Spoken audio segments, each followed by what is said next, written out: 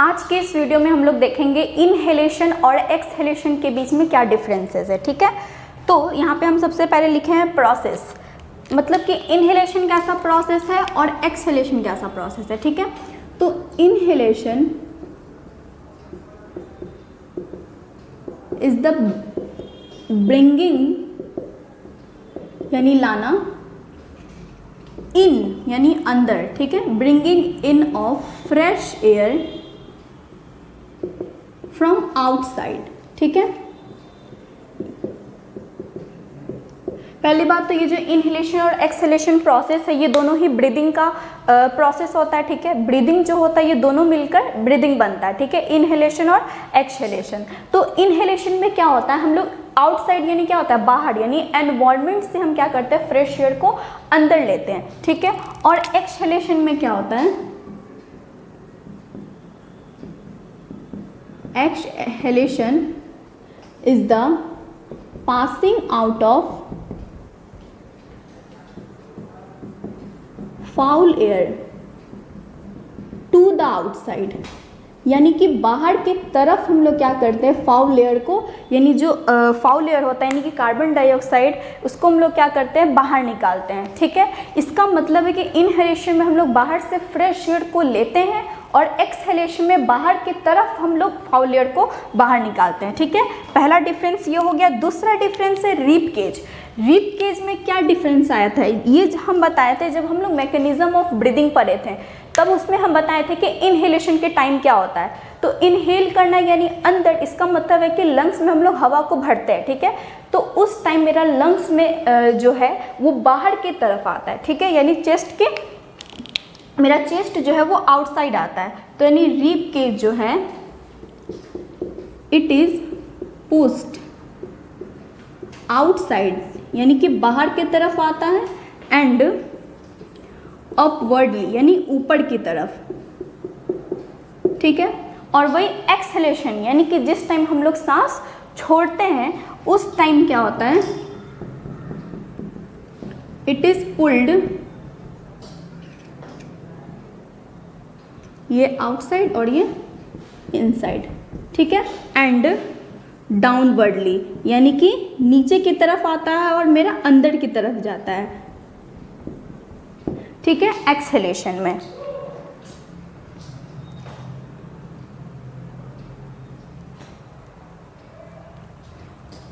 उसके बाद हम देखते हैं डायफ्राम। डायफ्राम में क्या चेंज आया था, तो जब हम लोग सांस अंदर लेते तो लंग्स मेरा ऊपर की तरफ आता और जो मेरा डायफ्राम है वो फ्लैट हो जाता है। ठीक है, तो यानी यहाँ लिख सकते हैं इट बिकम्स फ्लैट। ठीक है, और एक्सहेलेशन के टाइम क्या होता है, वापस से मेरा जो डायफ्राम है वो अपने ओरिजिनल पोजीशन पे आता है, यानी अपने ओरिजिनल शेप में आता है। तो मेरा जो डायफ्राम होता है वो किस शेप का होता है, डोम शेप का होता है। ठीक, तो लिख सकते हैं it becomes as a dome shaped. ठीक है, तो डायफ्राम में ये चेंजेस आता है। अब हम देखते हैं चौथा डिफरेंस, थोरेसिस कैविटी।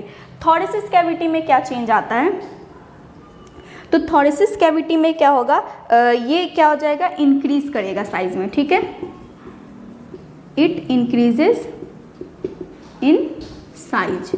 और एक्सहेलेशन में क्या होगा, डिक्रीज करेगा, इट डिक्रीजेज इन साइज।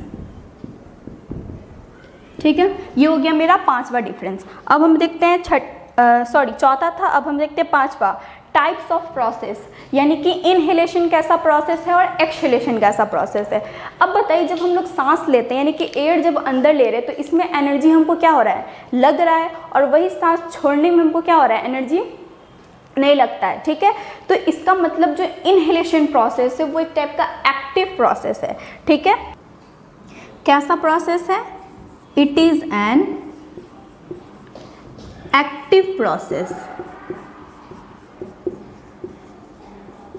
ठीक है, एक्टिव मतलब क्या, वैसा प्रोसेस जिसमें क्या लगता है, एनर्जी लगता है। ठीक है, जैसे हम सीढ़ी चढ़ते हैं तो उस टाइम लगता है कि हमको एनर्जी लगाना पड़ रहा है। ठीक है, लेकिन जब हम सीढ़ी उतरते हैं तो कितना आसानी से नीचे उतर जाते हैं, यानी कि उस पर एनर्जी नहीं लगता है। ठीक है, तो यहाँ पे एक्टिव प्रोसेस है ये, और ये कैसा प्रोसेस है, इट इज पैसिव प्रोसेस। ये पैसिव प्रोसेस यानी वैसा प्रोसेस जिसमें एनर्जी नहीं लगता है, ठीक है। तो ये हो गया पैसिव प्रोसेस, ठीक। अब आते हैं लास्ट डिफरेंस देखते हैं। लास्ट डिफरेंस है एयर, अच्छा यहाँ पे प्रोसेस होगा, यहाँ पर प्रोसेस होगा, ठीक है। Pressure, air pressure. अगर हम प्रेशर का बात करें तो इनहेलेशन में क्या होता है, हम लोग सांस अंदर लेते हैं, ठीक है, तो इसका मतलब लंग्स में हवा जाता है तो उसका वॉल्यूम बढ़ता है, ठीक है। इंस्पायरेशन के टाइम क्या होता है, लंग्स का वॉल्यूम इंक्रीज करता है। तो वॉल्यूम का और प्रेशर का इन्वर्सली रिलेशन है, ठीक है, यानी कि उल्टा रिलेशन है। अगर वॉल्यूम ज़्यादा तो प्रेशर कम, और वॉल्यूम यदि कम तो प्रेशर ज़्यादा। तो जब हम इनहेलेशन के टाइम वॉल्यूम ज़्यादा होता है लंग्स में एयर का, तो यानी कि प्रेशर क्या होगा, कम होगा, ठीक है, यानी कि डिक्रीज इन लंग्स, क्योंकि वॉल्यूम क्या होता है इनहेलेशन के टाइम ज़्यादा होता है। और वही हम एक्सहेलेशन के टाइम देखें तो हवा जो होता है वो हम बाहर निकाल देते हैं, तो यानी कि उस मेरा जो लंग्स है उसमें वॉल्यूम क्या होता है, कम। वॉल्यूम कम होगा तो प्रेशर क्या होगा, ज़्यादा, यानी कि इंक्रीज इन प्रेशर,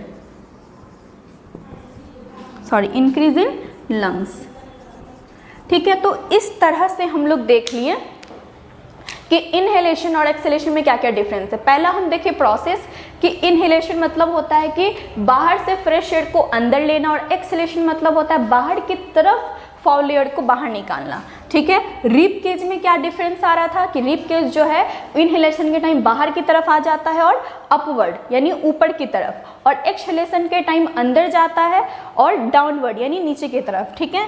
डायफ्राम में क्या चेंज आता है, डायफ्राम जो है वो फ्लैट हो जाता है इनहेलेशन के टाइम, और एक्सहेलेशन में वो डोम शेप का वापस अपने ओरिजिनल शेप में आ जाता है, ठीक है। फिर थोरेसिस कैविटी, यानी हमारे थोरेसिस कैविटी में क्या चेंज आता है, ये क्या होता है, साइज में इंक्रीज कर जाता है, ठीक है। और क्या होता है, एक्सहेलेशन के टाइम डिक्रीज कर जाता है।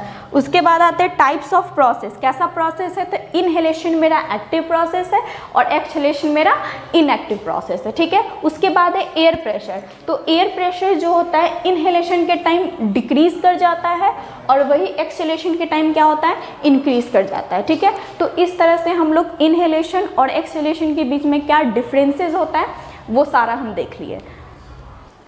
अब मेरा रेस्पिरेशन कंप्लीट हो चुका है। तो अगर इससे रिलेटेड आपको कोई भी क्वेश्चन पूछना हो, या फिर कोई भी टॉपिक अगर नहीं समझ में आया होगा, तो आप कमेंट सेक्शन में लिख सकते हैं और पूछ सकते हैं, या फिर कोई भी क्वेश्चन में प्रॉब्लम होगा तो वो भी आप पूछ सकते हैं। तो इस तरह से हम रेस्पिरेशन देख लिए और डिफरेंसेस देख लिए कुछ, ठीक है, इम्पॉर्टेंट जो है। और उसके बाद हम स्टार्ट करने वाले हैं, अब सर्कुलेटरी सिस्टम स्टार्ट करेंगे।